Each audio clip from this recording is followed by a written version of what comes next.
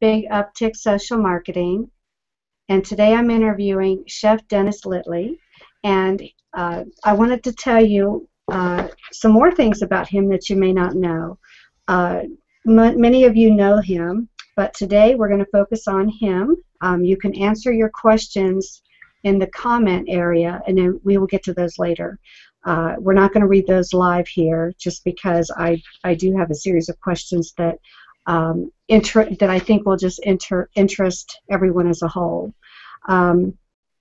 What got me interested in Chef Dennis was, as I was building my own Google Plus network, I noticed right away his beautiful food photography. So I started following him for that, because he wasn't only just posting photography for, images for beautiful food dishes, but he also was showing how he did the photography.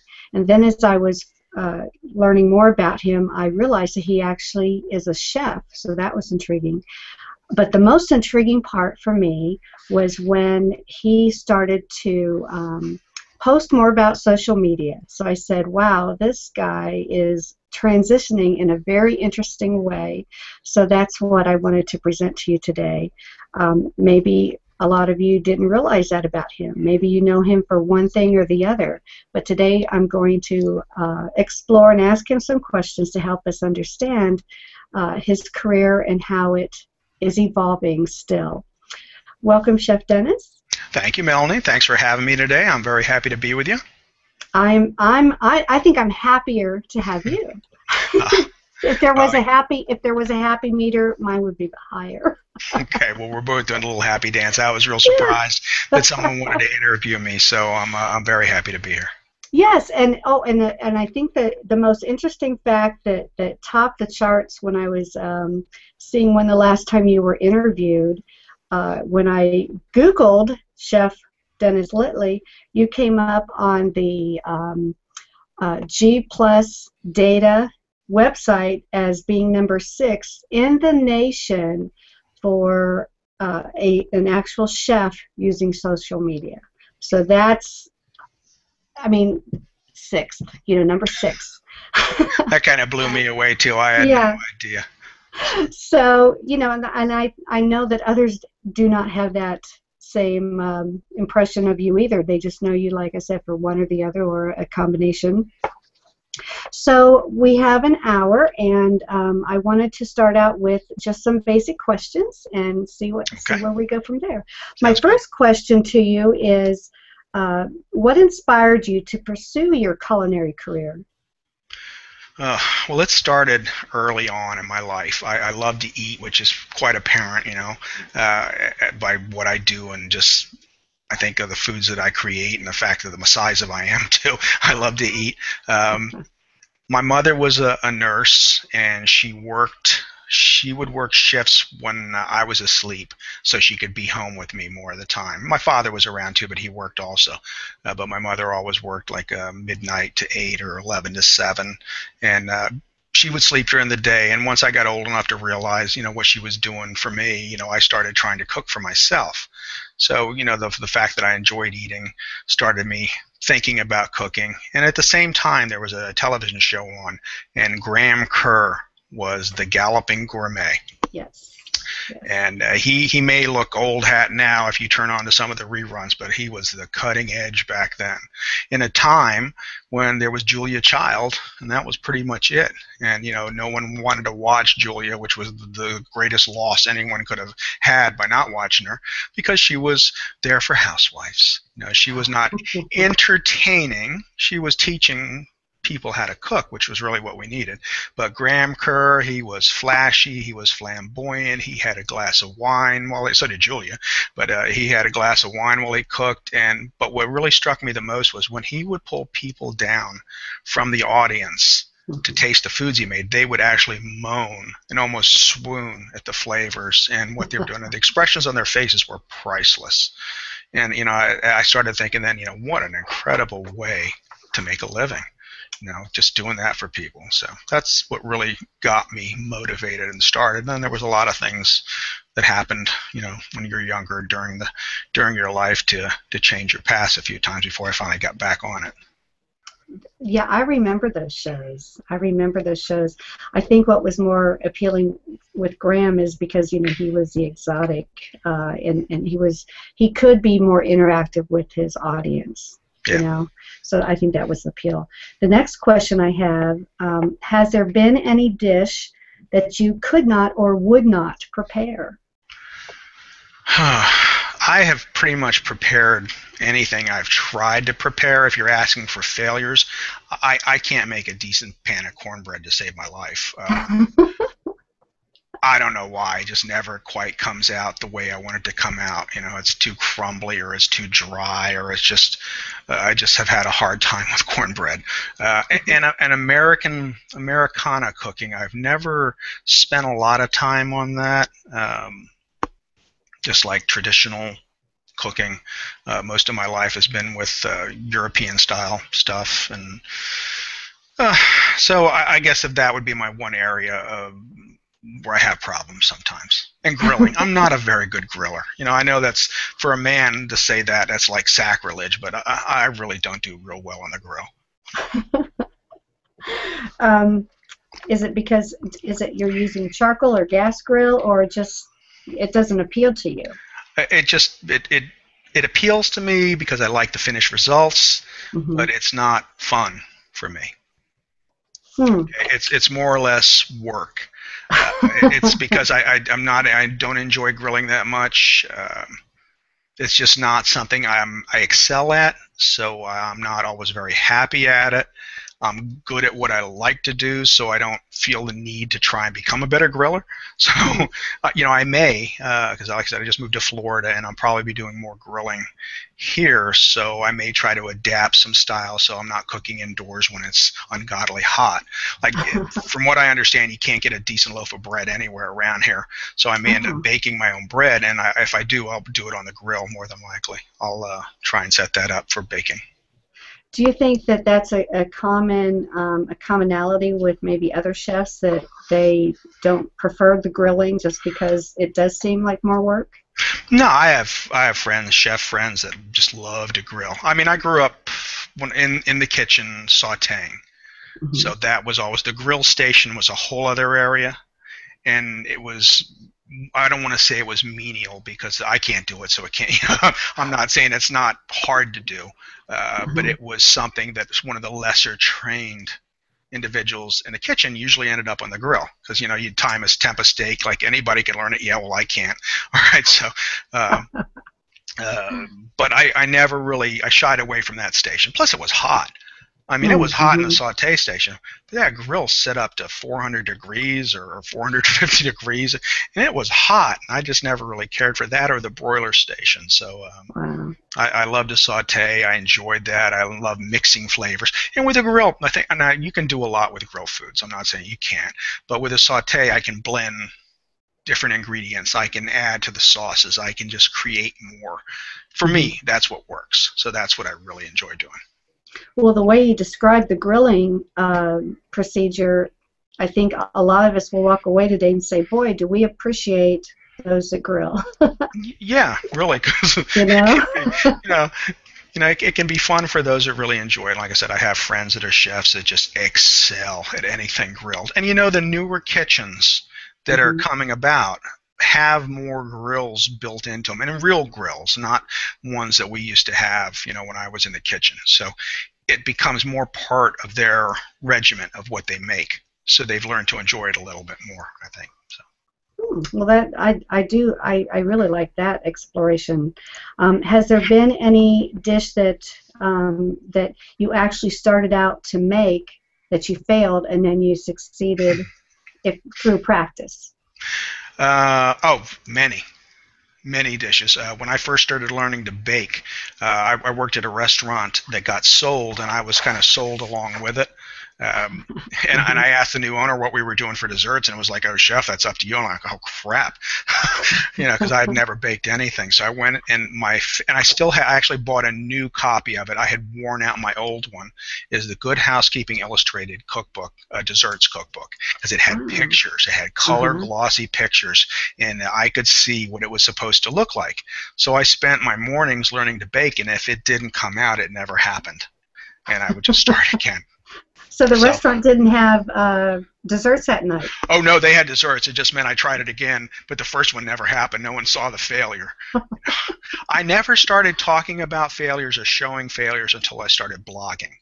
And then for some reason, because before then, like as a chef, you guarded your recipes. Today's chefs are very free and open with their recipes. Mm-hmm. And when I started blogging, I said, I want people to be able to make this so it comes out really, really good. Mm-hmm. So I started really making sure my recipes were good, they were intact, that they would work, kind of a thing. But back in those days, we never told anybody what went in anything. We never showed our failures. So now I said, well, this didn't come out, and then I learned I had to do this to it, so you don't make the same mistake.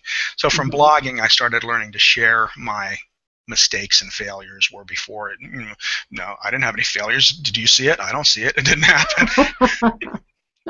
Just don't look in the trash.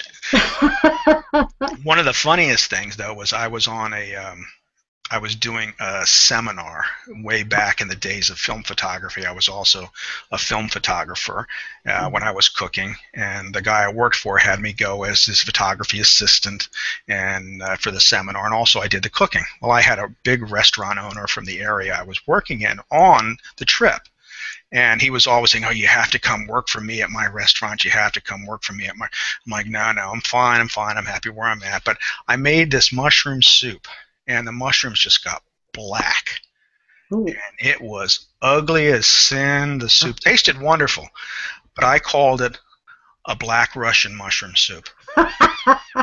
He thought it was the best thing in the world. Oh, my goodness. Excellent. So that, there were ways. I had an instructor early on in my career that had taught me how to turn failures into successes. Oh, if we all could just have that enlightenment. It doesn't always work, but you can. The whole trick to it is you have to realize most people will have no clue what it was supposed to taste like or what you were trying to make. So just because it isn't what you thought it was going to be, as long as it tastes good and it looks somewhat appealing, it doesn't matter. Plus, it's all how you label it. That's the marketing side.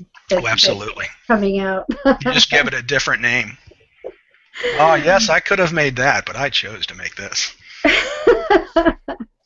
And then another question I had is, what should be the biggest concern for any chef at any time in their career? The biggest concern? Food safety. Food safety. Food safety. Yeah, you want to make sure your guests are getting good, not quality, but safe foods to eat, that you've handled them properly, that you've cleaned them properly, that you've cleaned your areas properly, and that your staff is trained. Do you think that importance has increased over the years? Oh, absolutely. Increased? Yeah, because of lawsuits, because of foodborne illnesses, and because it's more rampant, and you hear of more cases, and things get you sick now that before I would have never thought of, like, rice. In the old days, we'd have left a pan of rice out all day. It's not going to get you sick. It's a starch. Iced tea. You can get food poisoning from iced tea. These are things like every time I go to take the test, because we have to recertify every 2 years. Well, I don't anymore since now I'm retired. But we had to recertify every 2 years. The national standard was 4, but usually they want you at 2. And they say, when did they add this to the list of foods that can get you sick? So, food safety is really important. When did, there's been a lot, I think the surprising thing for me is when they say that lettuce has been contaminated. That's a big shock. Yeah. And I guess it's just the packaging. It can be. The hard fact is that you think of who's picking our vegetables in the fields. And the way the fields are set up, well, a lot of it are migrant workers, and they're treated like animals. There was a big thing about tomatoes a few years ago, where in Florida, actually, where they were almost slave labor indentured, and they couldn't get out of this pattern because they were charged for everything they needed to make their money for the day. So at the end of the day, they had pennies left. But they don't have time for bathroom breaks, and there's no bathrooms where they're working, so they go in the fields where they're working. And that's where a lot of these big problems we're having with some vegetables, and even like, in the restaurant industry, honeydews, cantaloupes, you got to scrub them clean. You need a Mm-hmm. separate cutting board, clean the knives when you're done. You got to make sure you get the skins off, because a lot of those bacteria and things are staying in the skins of things. So, of course, stuff happens in a plant when they're washing it and contaminating it, and different things. Now we're getting to where food or other particles of hazardous objects are getting also placed into it. Before, you get a head of lettuce and there was a bug in it. You picked the bug out, you washed it off, and then you ate it. That was no big deal. Now we're just getting things that really make you sick. So you have to be careful. In the large fields, agricultural fields, do they protect those against the, let's say, wandering off livestock? I don't know if livestock entering a field poses any danger, because it naturally is a fertilizer anyway. I wouldn't think as much as human. I mean, generally, when you get sick from a restaurant, it's because someone didn't wash their hands well after they went to the bathroom. No one wants to hear this, but the truth of the matter is, a good portion of the time that if you got sick eating somewhere, it's because someone was in a hurry, maybe didn't even wash their hands. We're all wearing gloves now, where we never used to have to, but just too many foodborne illnesses are transmitted that way, and that's just a big problem. And I remember one of the first classes I took, the person told me, says, 90%, 95% of the time you think you have the flu, you have a foodborne illness, because it's the same symptoms. That would probably explain why they have the specialized signs in the bathrooms that says employees must. It's specifically to remind the staff. Yeah. But again, that always comes down to whoever's in charge, making sure their staff understands why they're doing this and what the reason is. Not that I'm just being a pain in the neck and I'm trying to make you do this. And they have to understand food safety and why they're doing it. Mm-hmm. Well, I'm glad that I'm glad that we talked about that. Then the other question is, what career advice would you give current culinary students right now? If you're in the business, if you're studying to be in the business, I would say to learn as much as you can before you go out on your own. You graduate from a culinary school and an incredible amount of information and techniques and things that'll wow most people. Don't be in such a hurry to go off and start your own business, or to start at the top. Go somewhere that you respect and, be an apprentice type position.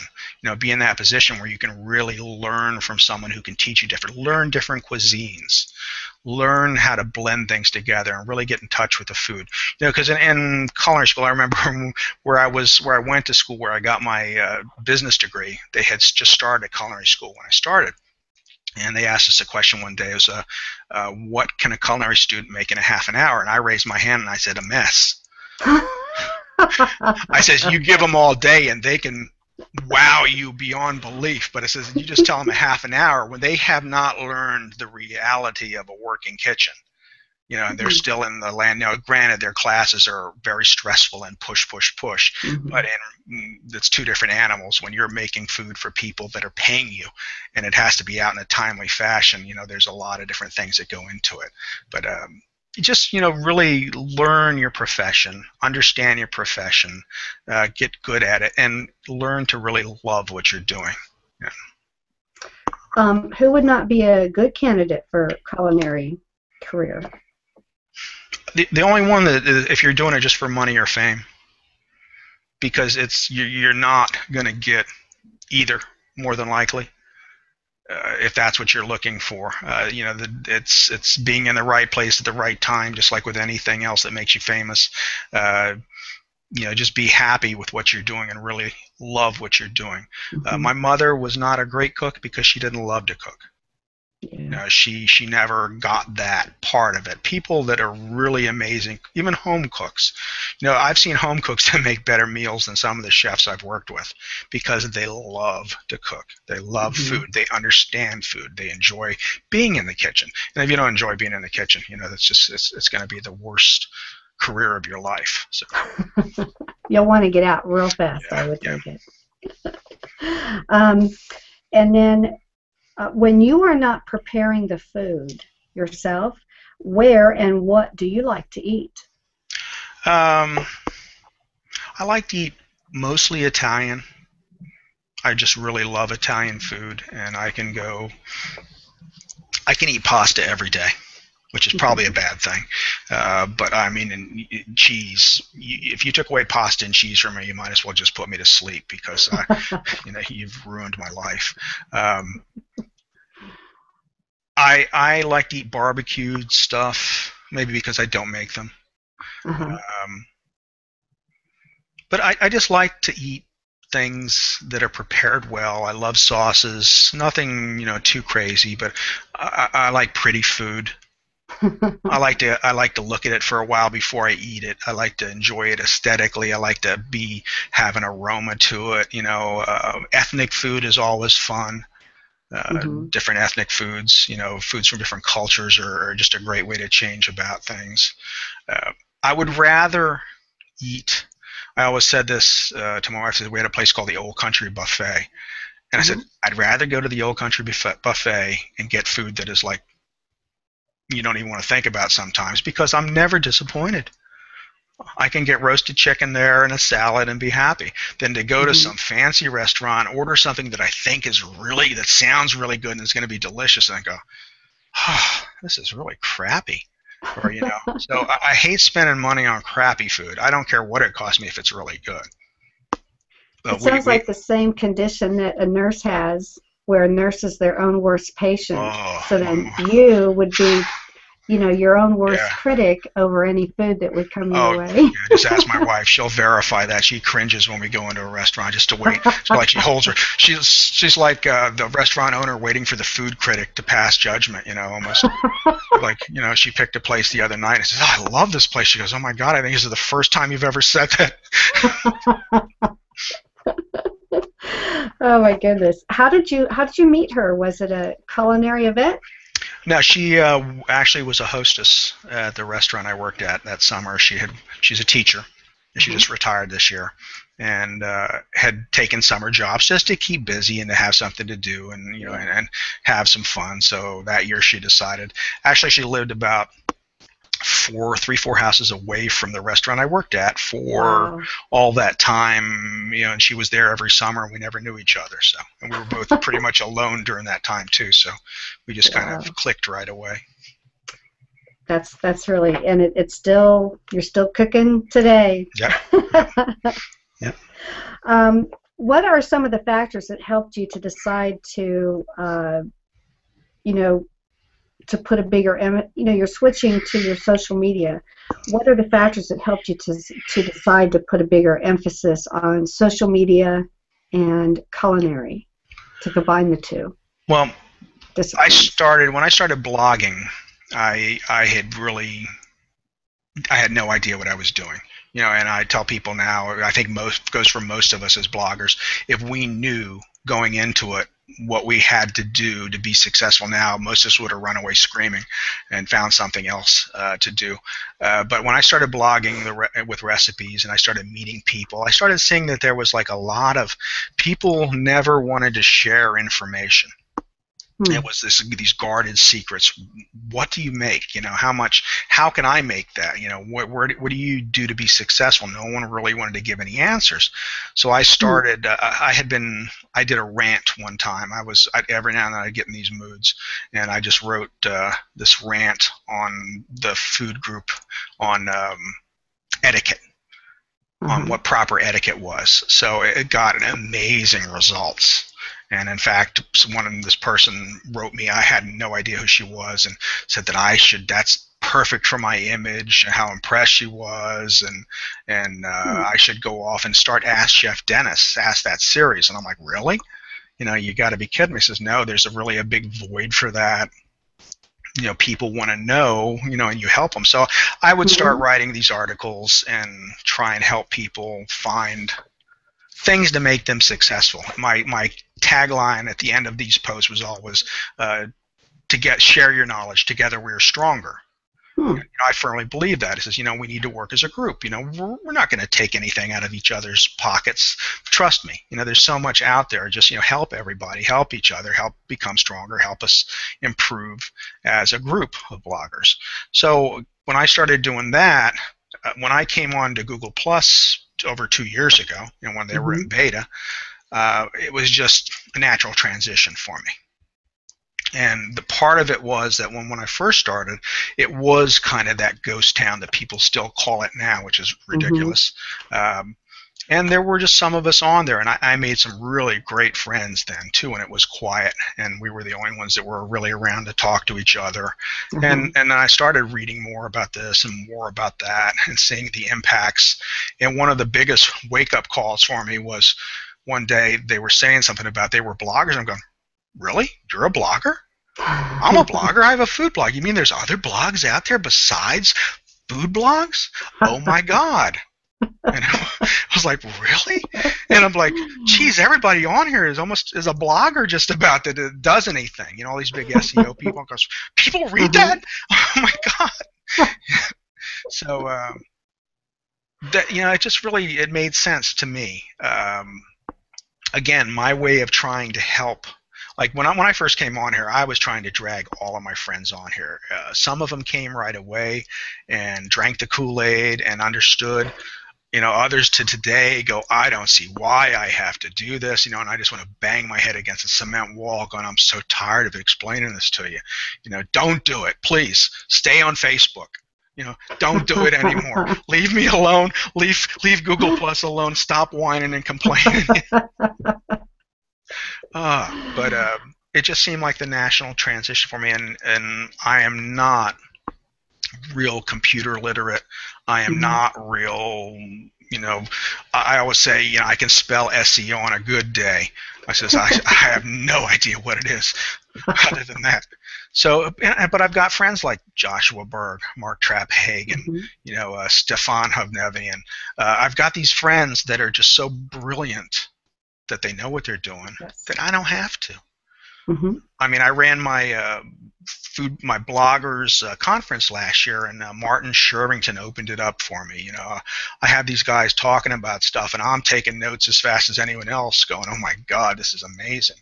So you just have to, listen to these people and find, and it just becomes. And so I like sharing it with my food blogging friends or with all my other followers too. Do you find that you are slowly, it sounds like a game changer when you came on. It's like, oh, chefs do this. Do you find that you're getting more on the same page where you are, that so others can gain from food bloggers, or are they still shy about it? It's still hard for everybody, and they're coming on not understanding Google Plus and not understanding what it can do for them. A lot of people, and not just food bloggers, and chefs too. Chefs are probably the worst social media people in the world because they really don't understand it at all, and they don't have time. I know when I was a working chef, when I was working 17 hours a day, the last thing I would have had time for was to sit down and spend a couple hours on Google Plus or on social media. So there is this. I think this is a big void. And actually, I've been talking to some friends about teaching social media at schools. I'm ready. We're in Florida. I'm not necessarily have to retire now. I would still like to do something and be kind of productive. I don't want to teach culinary anymore. I'm tired. I'm a little burned out with that. But, I still like being around chefs. And I think this is something they need to know. I mean, they need to know how to use a camera. I mean, and this is crazy stuff that back 20 years ago, you would have said, you're wasting your time. But if you're coming out of a culinary school now, you need to know how to use a camera. You need to know how to position your food properly so you can sell it or show it or do something with it. You need to know how to use Twitter. You need to know how to use Google Plus. You need to know how to do these Hangouts. There's all this whole bundle of stuff that chefs need to succeed. It's no longer just open up your restaurant and let the people come in. There's just so much more to it. This is the part of the picture. So, that's something I've been thinking about doing if I can find the right school that, would like me to do it. Probably have to write the textbook, which would be interesting too. So, yeah.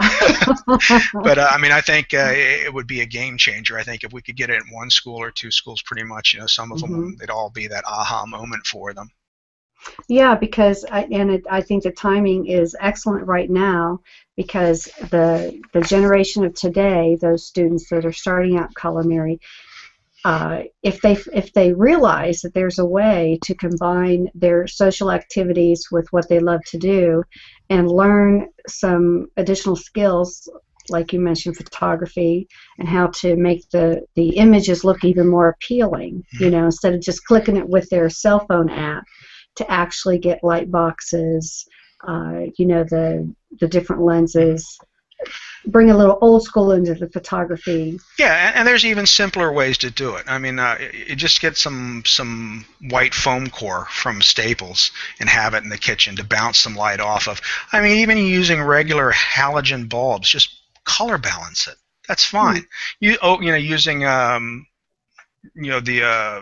old kind of overhead lights. Why can't I think of it right now? But the bad light, fluorescence. There we go. Bad fluorescent light is not bad. It's nice and even and balanced if you can fill in some shadows. But God, color correct it. I see that with bloggers. Beautiful food, but oh my God, it's not supposed to be that color. Just color balance it. That's all. It's just a little bit but knowing how to do that. Even taking them with your iPhone, you can get some really incredible results with your iPhone if you got the right apps on it to do it with. So. With the new thing they have in photography that's called HDR, is that appropriate for food photography? Not for what we're doing. For commercial work, and I'd even studied something called light painting.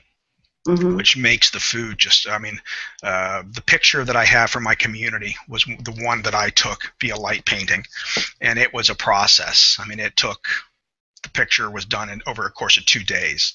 So, that's how long. So, no, it's too HDR. I've seen some stuff done with it, but it's not, it jumps out at you, but it's not real. It's not what the food really looks like. It's too commercial. So I would say no. Doesn't mean that 10 years from now all the food bloggers won't be doing HDR or their foods won't look like that. But right now, for me, it just is a lot of work involved. Not as much with just HDR, but there's still more steps involved. And then you're taking it, you're changing it a little too much. Just a program like Lightroom would work wonderful for you. And I always tell people, you get what you pay for. Everybody's using these free programs. Well, they're wonderful, but you can only do so much with them. Spend another $79 or $100 and, really kick up your game a little bit. Yeah, and that leads me to, when you're talking about color, as a personal question, when I was taking economics, cooking class in junior high or high school, whatever it was, our instructor, our teacher, specifically said you never have blue in food, the color blue in food, or the color blue in the kitchen, because it's associated with mold. Is that true still today? You don't have blue food? I have to say I've never heard that. There's not a whole lot of blue foods out there to begin with, and unless you're you're a Smurf or something, you don't have to worry. I'm thinking of blueberry sauces and things, but no, blue, I think, as a plate, I probably would shy away from. Most chefs, and a lot of bloggers bring a lot of different colorful and intricate plates in the patterns, and I've tried it, and I just can't do it. I'll plate it on that, I'll put it in front of the camera, and I can't take the picture. I'll take it, and I won't like it, and I go back and get my white plate and put it on the same boring white plates that I shoot. We're just out buying China, and I'm looking at all these, and I keep going towards the white plates. I'm thinking, no, this is just to eat at home. Calm down. But I don't know about blue so much. I think blue as a color in photography does cast some different light onto things, and I would probably stay away from blue or green. or even in walls, being careful if you're photographing in rooms that have those color walls or even yellow walls. I had a friend that couldn't take a decent picture at a certain time of day because across from her beautiful windows was this brick building. And when the light hit the brick building and bounced back, everything was red. Oh. So you just have to be careful and the tensor that things aren't getting changed because of that. So, but I never heard that about mold. Well, I will officially say this, Miss Froby, I can have a blue kitchen if I want. No. Miss Froby, bless her soul. Well, KitchenAid has really changed the games with colors for appliances too, so you can have whatever you want: orange, tangerine, chartreuse, teal. They have some beautiful colors. Mm-hmm. Tell us about how the conception and the application of your new show series, Good Day Google Plus, came about. Well, I had been doing my series for my blogging community, for my food blogging community, and it was a community education series. And that kind of ran its course, and I was doing that pretty much every week. And I had a lot of fun with that and a lot of success with that, and we were getting a lot of viewership, and bloggers were on. And then after I did the conference in July, I was wiped out. It was a time when I realized I couldn't go back to work. My injuries that I sustained were just not going to let me function in a manner that a chef needs to function.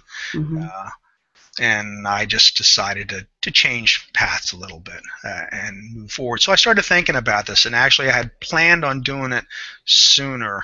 And then with selling the house and getting the house ready, once we decided to make the move to Florida, we just sprung into action. Mostly my wife. I was just not a whole lot of help the first month doing that, but we just had so much to do. And then when I finally started thinking about how I wanted this show to come out, I didn't want it to be, not that there's anything wrong with what's out there. It's just there's so many great shows out there that talk about SEO, that talk about money, that talk about music, that talk about art, that talk about hangouts, that talk about specifics. And generally one specific subject, or very neat package around that subject, that I thought, why can't we just blend it all together? I kept thinking of Ellen. If I could be on any show, of any variety show, I want to be on Ellen. I just love Ellen, and I would love to be a guest on her show someday. But I'm thinking, she gets some different crazy people out there all the time, and they just have fun.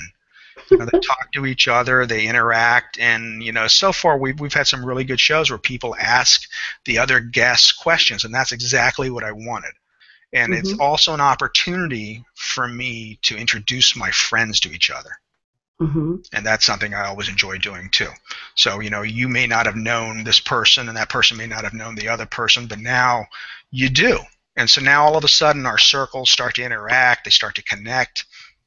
And it's kind of like that old shampoo commercial where I told one friend and they told two friends and they told four friends and they told, so it's like it's helping me because their friends are now going to become some of my friends. My friends are going to become some of their friends. So it's a win-win for everybody. I'm providing more of a variety kind of show. Maybe not for everybody. If you want to come just to learn something, well, there's other shows out there. If you want to come learn something and laugh a little and see people being real people and not just who we think they're supposed to be, but maybe just letting their guard down a little bit and having a good time, then this is the show for you. Well, you knew what my last question was. I'm not at my last question, but I'm jumping to it. Okay. And it reads, what TV talk show would you like to be on? I give you a choice of four. And it was David Letterman, The Today Show, Ellen DeGeneres, or Jay Leno. Well, it was definitely Ellen. It's Ellen. So, Ellen, get him on the show. Yeah, I would love to. Yeah, I'm available. What would you say to her? To Ellen? If she had me on? Yeah. I have to cook her something. I don't know. I'd have to think of it. I think we just have fun talking. That's all. Her telling stories and stuff. I'm sure she's got questions about the kitchen, But again, I'm not one of these celebrity chefs. I'm kind of old now. I'm not as pretty as I used to be. And they have all these dignified, pretty chefs out there now. So, Uh, but I'm sure we could have some fun. I could make her something good to eat. I could make her my yeah. famous buffalo wings. I don't know if she eats chicken. I have to check, but Yeah. Well, Ellen, have him on so he yeah, can cook for you. yeah. um, Now, how do you feel that that food bloggers can best combine what they do with social media? How do they do it? That's a hard question because social media to everyone means something different. And they have the ones that they like. I've always told people, I preach the gospel of Google, nonstop. I'd stop strangers on the street corner. I try to work Google into the conversation almost everywhere I go. Uh, but people love Twitter. Hmm. Still not sure why. People love Facebook, and I can kind of understand that. But I've never had the kind of interaction on Facebook that I get from Google Plus. Hmm. But bloggers have to figure out now what's important to them, especially Hmm. with the changes Google has made. And I hate to say I told you so, but we knew this was coming. You know, I spoke at some conferences this summer, and one of the things I would say is Google isn't going to fail. Okay, they're not going away. So Hmm. get over it. They're not Facebook. They're never going to become Facebook, and just start learning to use it properly. But if you're a food blogger and you say I don't have time, I tell people never to walk away from things that they already have. But if you don't already have a following on Twitter, if you don't already have a following on Facebook, I Hmm. wouldn't waste your time because they're not going to help you get search engine results.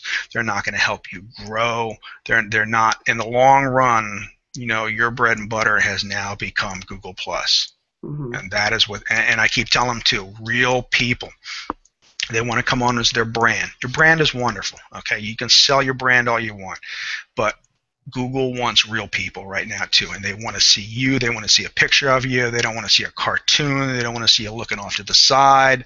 They don't want to see you with a mask on. They want to see you so they know they can trust you. So people know they can trust you. They can put more trust factor into you. So, for a food blogger starting out, first of all, it's like being a cook. You're not going to become famous. You're not going to become rich. Get over that now. Work hard. If you enjoy doing it, you'll be successful and you'll have fun. Hmm. Okay? Meet some people. Let your community grow. Depend on your community to help you learn things. We have a community on for food bloggers, Hmm. and one of the hardest things that I had to do, and a lot of them don't come because of that, is I will not let them self-promote. I will not let them post their pictures, not let them post their recipes, not let them post things that they're doing. That's not what Hmm. it's for. You got your blog for that. You have other groups for that. Ask the question. I've got WordPress. This doesn't work anymore. What did I do wrong? Uh-huh. Have somewhere where you can go to ask advice. I'm changing my host. Does anyone have any suggestions? I'm buying a new camera. Which one should I get? Things like that. And there's tons of them.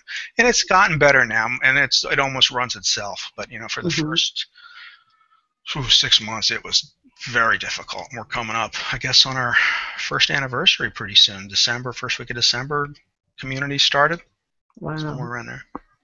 What are your goals? How do you feel? How do you see the show progressing in the future?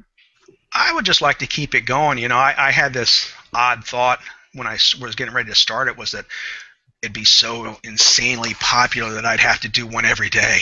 It's like, and trying to figure out how I could squeeze it into my time. Thinking, well, yeah, I can do them from Italy. I can still do it there. I can Yeah. do it from France. But I mean, that would be, I don't know if I would want to have it be that successful, because that, again, is a lot of investment and time. But Hmm. I just like to keep seeing it grow, and people look forward to it, as a way, to have a little time to escape and have some fun and enjoy, because you never know who's going to be on or what the interaction between the different people is going to be. Like this week it's going to be fun. I got Heather Faye, and she became famous because of Google Plus. She's got an album out. She's a singer, and Hmm. it's going to be a really nice grouping with her. I'm trying to remember who else is on it. It's terrible that I don't. Oh, well, my friend Probably. Jenny Fields is on, and Uh-huh. she's a baker, and she's a lot of fun in front of the camera too. She really is. She's a hoot, and she started with us when we started the community, and she's learned a lot. And she's on. So it's just it's a nice grouping of people. It really Hmm. is. David Yeah. Amerland. David Amerland's on. Oh my God, how could I forget him?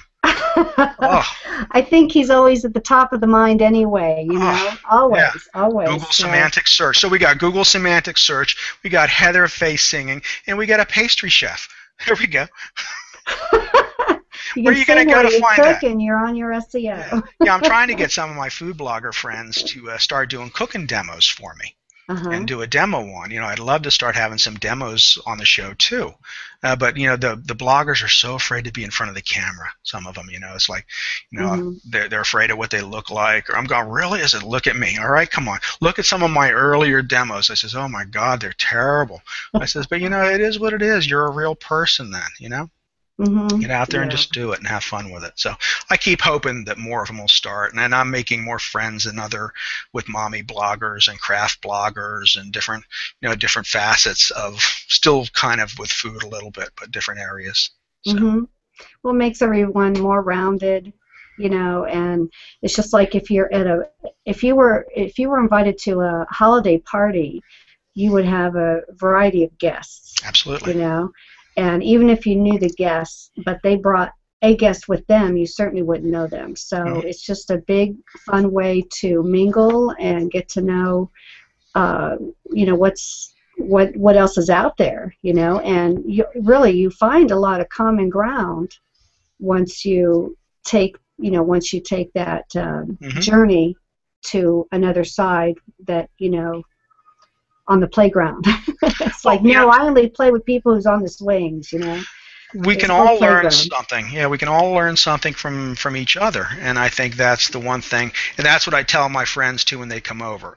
Don't just stick with your food bloggers. You've got other interests. I know you do. Hmm. Start looking for them or start interacting, and then don't get upset when someone doesn't answer you for the first time you talk to them. He says it could take 3 months, but if it's worth it to you, just keep interacting and engaging with people. Hmm. But it's great to meet other people, and I always meet someone new. Like I'll read a post by someone and they'll mention someone else, so I'll go look at that person to see who they Hmm. are, and if I like what they're doing, I'll put them in my circles just to watch them for a while to see what they Yeah, don't have to follow me. I'll still put them in mind just to see what they're doing. that's what I like about Google Plus. It doesn't have to be reciprocal. Hmm. I mean, it's do what you want to do, and I just I'm just really glad that had I not come to Google Plus and had I not seen how the various things that you're into, we would be right here having this, because the common ground that I discovered with you was, the search engine optimization and the social media. Otherwise, because I am no way a cook, I like to cook, hate to bake, Hmm. but my cooking days for the family, I don't have to do that anymore. It's just myself and my husband. So, uh, we just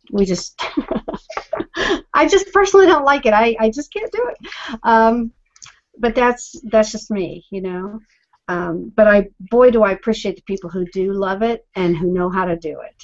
You know, Hmm. Well, I I always tell appreciate that. everyone, everybody eats. I say so. God, if you like gardening, if you like knitting, if you like aerospace, go into those Hmm. communities and talk to them about whatever it is they're talking about. When they go to look at your profile, all of a sudden they go, oh, look, they have a blog.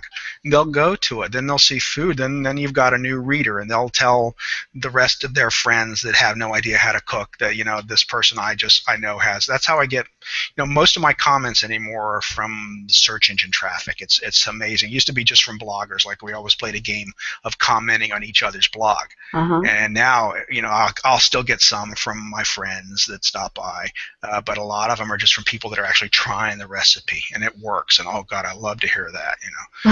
It's the best they ever. I make a tiramisu that would just blows Mm. people away. And it's not that difficult. It really isn't. I used to teach it in a class. It took about 40 minutes to teach. That's about Wow. it. easy to See. make. Mm-mm-mm. I think chefs are way above regular cooks because you present it as art. You know, you just present it as art. Well, I never try to rely on that too much. I'm not a real big garde manger person. My philosophy was always to make you. I said, when you get done eating, I want you to have to unbuckle your belt. Okay, unbuckle your belt and just moan a little bit for me. It says, if it doesn't look as pretty, I mean, some places you'll get food that, and I enjoy pretty food too, but mine does not always beautiful food. It's just a matter of when you eat it, though. The beauty is in the flavors. Hmm. Yeah. How do you define what your goals for social media are for 2014? What would you like to accomplish in the next year? Hmm. Well, I'm going to have another. We will have another conference, an online virtual conference. I would just like to get out and do some more public speaking Hmm. for social media, and my goal would be to teach if I could work something out that would be feasible for everyone and work out. In the same way that you're doing your show here. So you would be combining the culinary with the social media or the blogging, Yeah, yeah, sharing of yeah. information.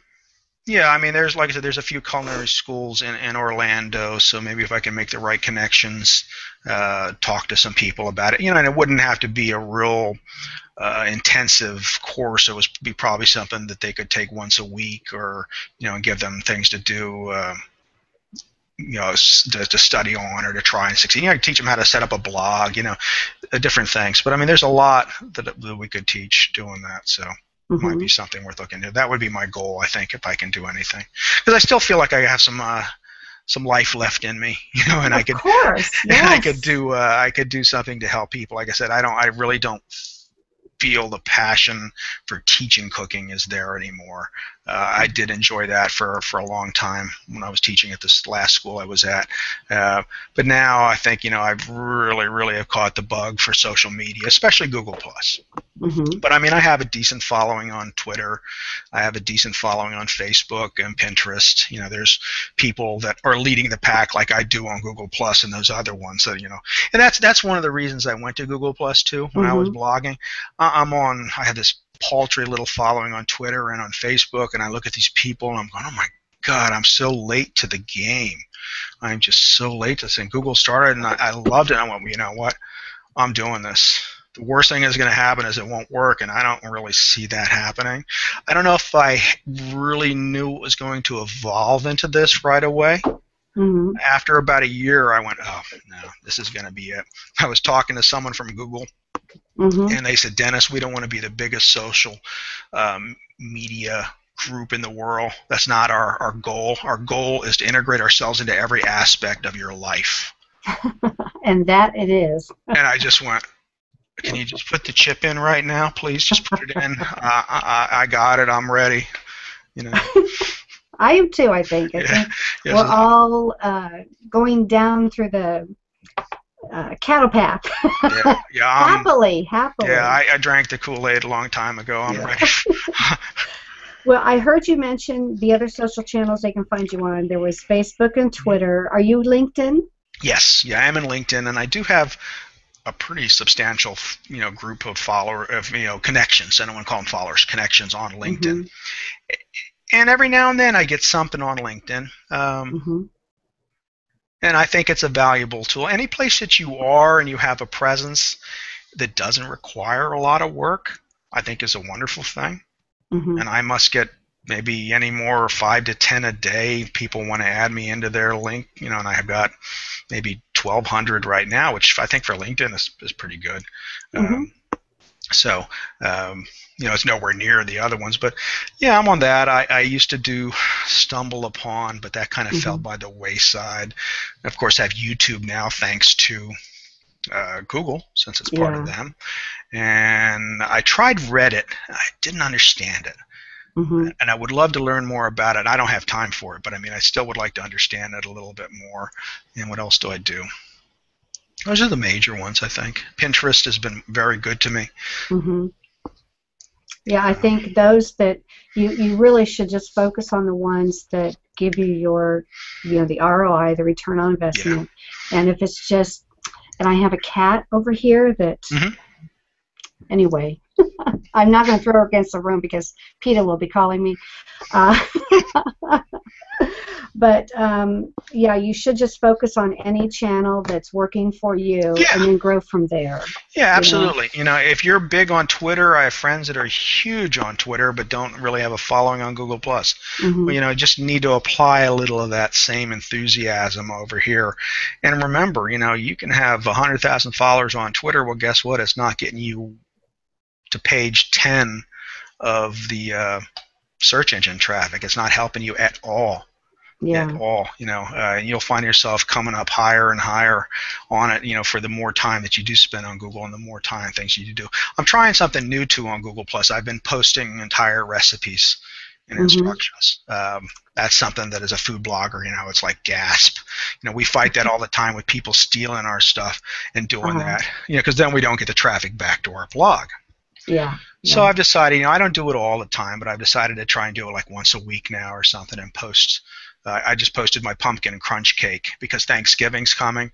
And that is Hmm. probably one of the biggest, my most successful things I've ever done on my blog. And it came originally, I adapted it some, but it came from the Good Housekeeping Illustrated Cookbook. Oh my goodness. Yeah. Yeah. Speaking of Thanksgiving, is there any? What would be the best way to make a turkey? To present a turkey that's so different and unique instead of the traditional way we know. Oh, that's a Is hard there like question a for me. is there like a sesame turkey or an Italian turkey? No, because you can brine it. Brining helps a turkey. It helps keep it moisture. And that's just soaking it really in a salt solution with spices and different flavors. When it comes to turkey, I'm really boring, and I'm a traditionalist. Again, because I'm not real big on Americana, but I know what I like. Hmm. Um, I still make a giblet stuffing. I use potato bread for my stuffing because I think it's the best. I still stuff the turkey even though I know it's wrong and you can get sick from it. Yeah. But it's still the best stuffing you'll ever eat coming out of the cavity. I just make sure Hmm. I clean it real well. I try to keep the temperatures as best I can. But slow cooking a turkey, roasting it. I rub mine down with olive oil. I'll put butter under the skin. I season it up with salt and pepper. I don't get crazy. Uh, and I roast it. I slow roast it. You're going to keep it covered. Once you get some color to it, cover it up, uncover it towards the end. The most important thing, and I think pretty much everybody knows this, is to let that turkey sit for a good half hour before you cut it. Hmm. Just to let all the juices go back to where they belong. Because if you cut it while it's too hot, all the juice comes out of it, and then you get that dry turkey. The other thing is get a meat thermometer. Hmm. Really invest on a thermometer, a digital thermometer, and make sure that it's at the right temperature because poultry is really susceptible, to getting people sick through the cross contamination. Even when you're not clean, make sure you clean the kitchen after you have the turkey out. Clean your sink, wash your hands, clean the cutting board, bleach, solutions, Hmm. something to really sanitize it because cross contamination is real bad. But you don't want to get people sick from the poultry not being cooked all the way either. So that's a biggie. And it's good to have to test temperatures. 165, a little over 165. Also remember that when you take meat out of an oven, if it's thick enough, it's going to increase 10 degrees. So if you take that turkey out at about 160, it's going to go up to about 170. You're safe. So Because it's going to continue the the meat continues to momentum of cook. Yeah, heating up. it's Yeah. still cooking while you take it out. Like if you take a roast out of the oven, say Uh-huh. you're always trying to get a medium rare roast and you take it out at 145, which would be, perfect. Well, it's going to be 155 by the time it sits. So take it out at Oh, 135, and let it get that extra 10 degrees while it sits. that is a great secret. And again, So you shared, yeah. yeah, and let it set. Same thing with a steak. If you get a really nice thick, beautiful porterhouse or something, and you cook it, before you give it to the person to cut, let it sit and let it rest for a few minutes. And because then the juices go back into it, and it's going to be a much better eating steak. It won't seem tough. It won't seem as dry. Boy, that explains a whole lot. That makes sense now. And also, when you're cooking meat, if you can get the meat a little closer to room temperature before you start cooking, especially poultry, let it warm up a little before you start cooking it, and you're always better off that way too. Okay. I love those tips. I love that. Maybe I'll do some more cooking because now I know some secrets. We are at our final question. Okay. And that is, do you have a culinary idol that you would love to meet? Well, Graham today, Kerr. Right now. I would love to be alive. I think he still is. Oh, is he really? Yeah. Last I heard, Trina was on her deathbed at one point, and he went in to say goodbye to her, and that's when he changed his entire style of cooking, and he went to healthy cooking. Now, Graham was once listed as the most dangerous man in America by the American Heart Association. Oh my goodness. Butter and cream. Yeah. I learned my love of butter and cream from him.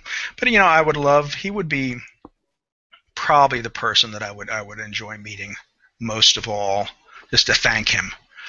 Julia's gone, so of course, I can't meet Julia. But maybe Jacques Pepin, because he spent so much time with Julia. He's really cool too. Wow. Well, I apologize, Graham, if you ever watched this. I hope he's still alive. Somebody Google that really fast. Yeah. Well, Chef, we are out of our time, and it has been the most enjoyable hour. I loved focusing on just you. This has just been so great because it's answered a lot of questions I have, like how are you transitioning and what's your future is going to be, and how the things that you have in mind could be a game changer, And I know that whatever direction that you go from this point forward will always be a success because your heart is guiding you, and your happiness. And if more of us could allow the happy to come in our life and then follow it, what a more pleasant existence we all would have. Yep, I am truly blessed, so thank you. Well, in closing, please tell us some of your web addresses, like maybe your Twitter handle. Tell us some of those. Well, I've tried to bring them closer together. My web address is www.askchefdennis.com. .net or .org.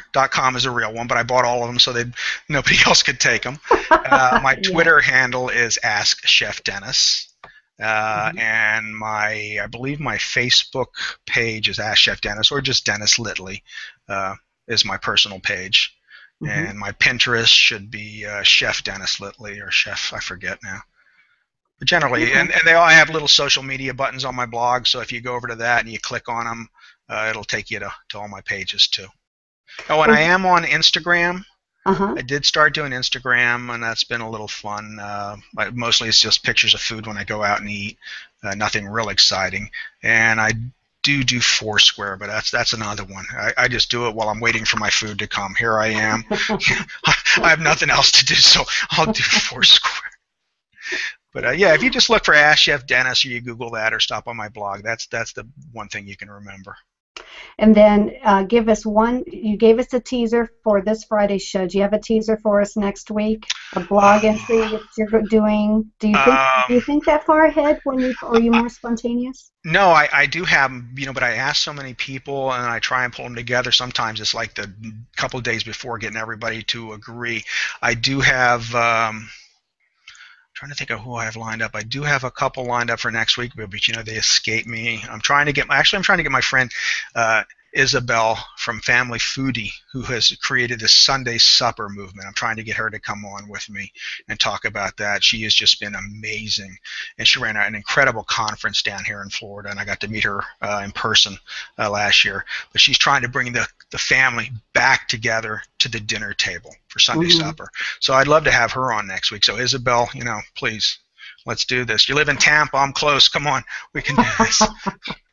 Yeah, meet face to face too while you're at it. Yeah, we've already met face to face. Oh, good. We're close enough now. Yeah. Well, thank you so much, Chef Dennis, You're welcome. and we will see you online Thank all you. over. And Been my thank you pleasure. to our viewers. And any questions you've asked will be followed through with either myself, if I'm qualified to answer your question, or Chef Dennis, or both. Who knows? Thank you very much. And this has been Melanie Hall with Big Uptick Social Marketing. Thank you. Bye bye.